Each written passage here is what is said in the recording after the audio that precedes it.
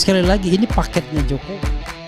Jadi ada beberapa pejabat yang memang disuntikan Jokowi, termasuk Hasan Nasbi di era-era terakhir pemerintahannya Hasan Nasbi.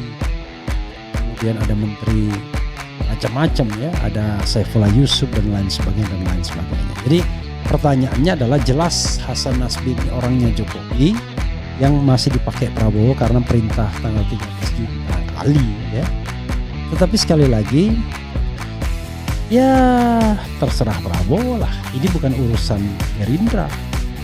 Ya, ini urusan Presiden Republik Indonesia dengan pendukungnya atau dengan rakyatnya. Jadi kalau Prabowo misalnya memaafkan Hasan Nasbi dan tidak terlalu peduli dengan yang begini-begini, ya sudah mau diapain lagi cuy.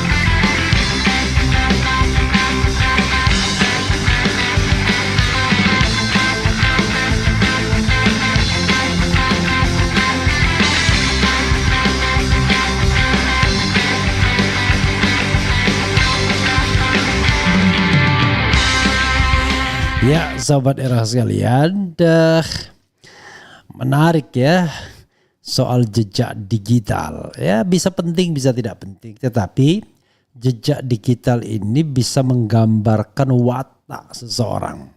Ya, jadi pilihan diksinya, pilihan katanya itu menunjukkan orang tersebut apakah bisa mengontrol emosi, menjaga etika atau tidak, walaupun berhadapan dengan lawan politiknya. Nah ini Hasan Nasbi ya, melalui tweet 2014 ya, akun diduga Hasan Nasbi ini kemudian mengeluarkan sebuah hinaan kepada Prabowo Subianto. Kenapa? Karena itu yang menjadi apa istilahnya ya, menjadi persoalan karena yang bersangkutan ngomong yang tidak senonoh, yang sebenarnya tidak pantas dilakukan oleh seorang intelektual ya semacam Hasan Nasbi. Tapi kita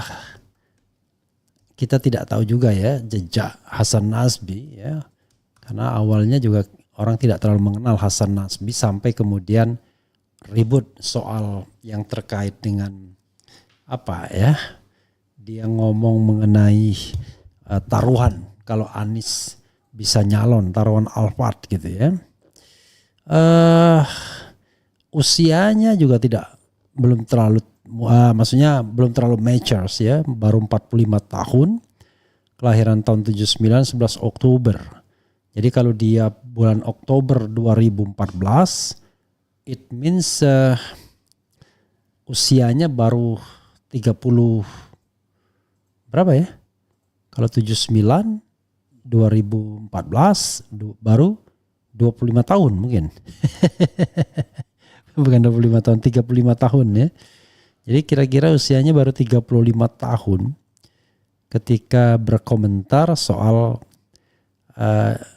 Prabowo Subianto. Masih sangat muda dan dia tidak tahu bahwa dia ke depan akan menjadi orang yang berada di lingkar istana. Coba cek misalnya RH pernah nggak membuat pernyataan yang aneh-aneh. Karena ini dituliskan di tweet ya, di Twitter ya, walaupun kemudian mudah sekali dibantah yang ini adalah tweet yang bersangkutan karena tidak menggunakan nama yang bersangkutan. Justru kalau orang menggunakan nama tukang sayur dan lain sebagainya itu menunjukkan dia tidak transparan. Saya gunakan nama Refli Harun ya untuk Twitter saya walaupun tidak terlalu aktif karena dikuasai pihak lain. Cuma saya kontrol agar jangan kemudian mengeluarkan hal-hal yang aneh ya. Jadi yang cuitan saya itu berbeda dengan cuitan yang ada kalau seandainya terjadi hal-hal yang tidak diinginkan. Jadi saudara sekalian, YouTube pun saya menggunakan nama sendiri ya. Jadi memang atau identifikasi saya yang memang orang paham sebetulnya. Kalau misalnya saya bilang keren cadas itu semua orang udah paham Refli Harun. Jadi begitu ya, karena saya channel YouTube-nya tidak hanya satu tapi ada 4 ya. Jadi nggak mungkin namanya sama semua. Oke, kita bacakan ke Sobat Era sekalian ya. Oke, di sini kacau. Publik temukan akun Hasan Nasbi menghina Prabowo lebih parah dari Fufu Fafa.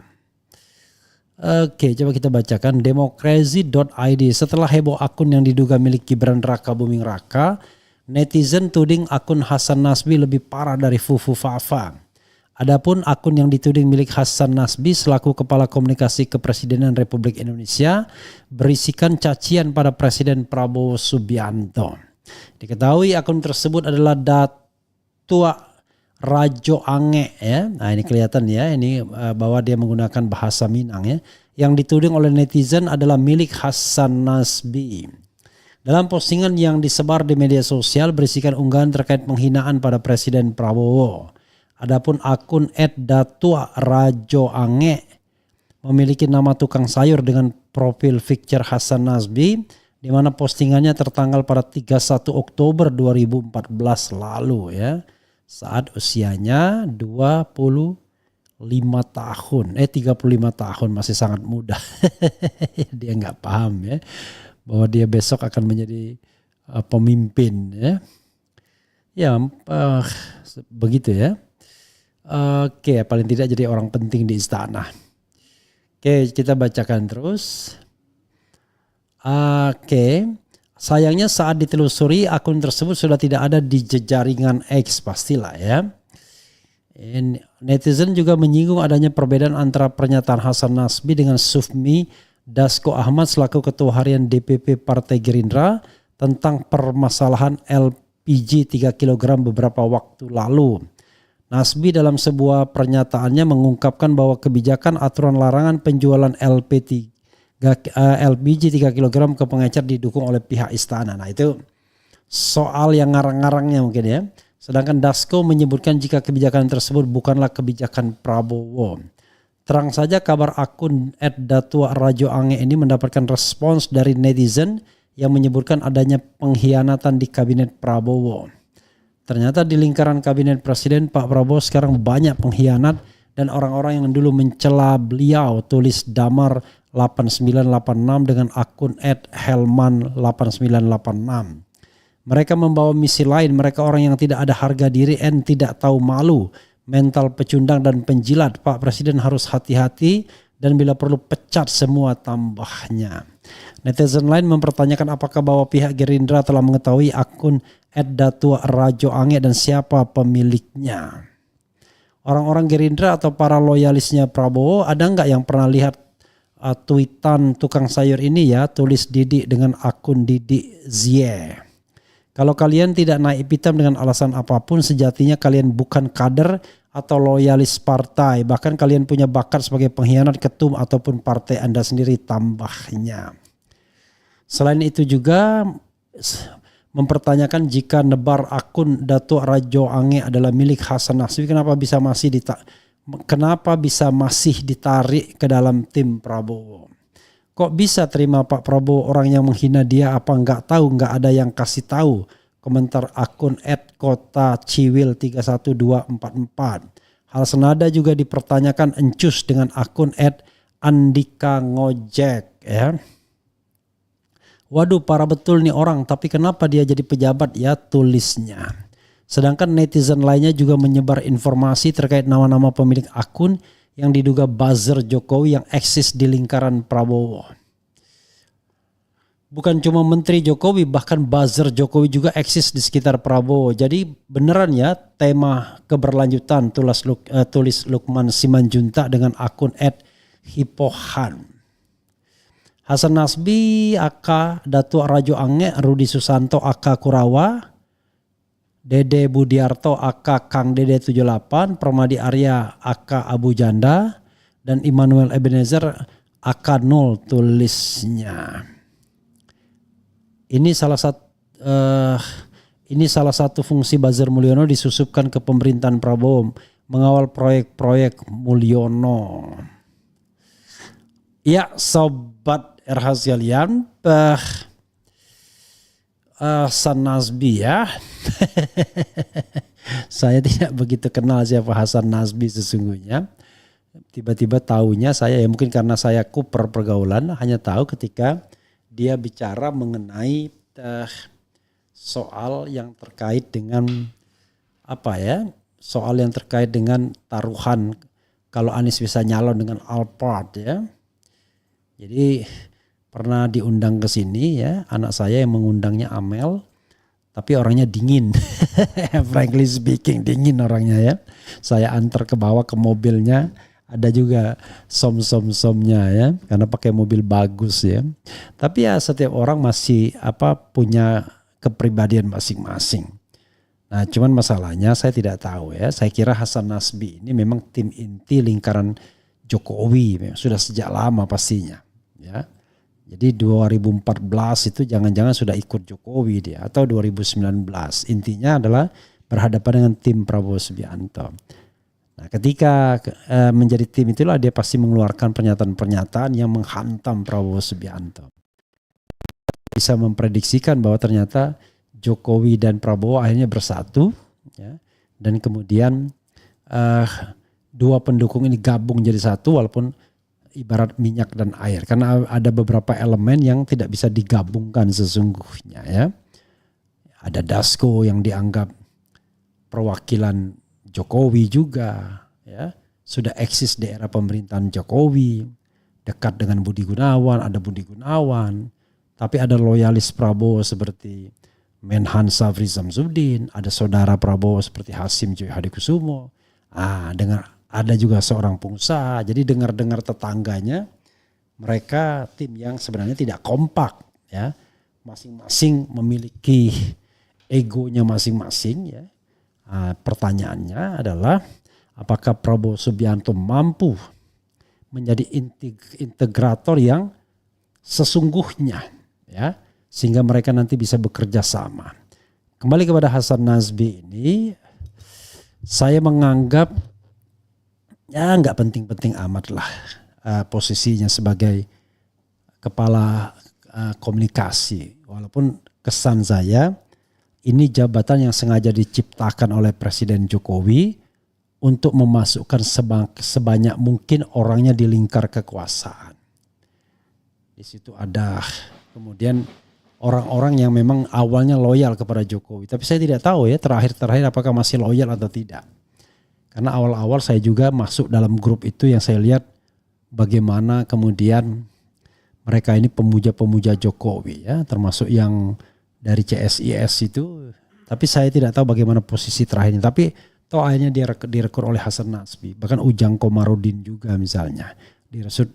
Direkrut Hasan Nasbi. Sudah berubah, tidak lagi menjadi orang yang menjadi orang yang istilahnya ya, tidak lagi menjadi orang yang kritis tentunya karena sudah masuk dalam tim komunikasi presiden ya. Sekali lagi banyak orang yang tergiur dengan jabatan ya. Dan saya kira memang agak menikmati ya. Sobat era sekalian, saya sih kalau seandainya misalnya Prabowo Subianto, sekali lagi ini paketnya Jokowi. Jadi ada beberapa pejabat yang memang disuntikan Jokowi, termasuk Hasan Nasbi ini. Di era-era terakhir pemerintahannya Hasan Nasbi. Kemudian ada menteri macam-macam ya, ada Saifullah Yusuf dan lain sebagainya. Jadi pertanyaannya adalah jelas Hasan Nasbi ini orangnya Jokowi yang masih dipakai Prabowo karena perintah tanggal 13 Juni barangkali ya. Tetapi sekali lagi ya terserah Prabowo lah. Ini bukan urusan Gerindra.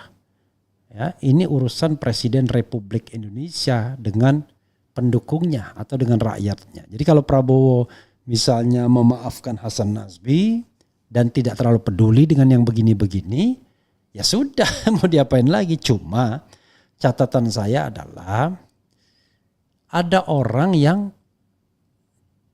tidak terlalu matang di dalam berpolitik sehingga mengeluarkan kata-kata yang gak pantas.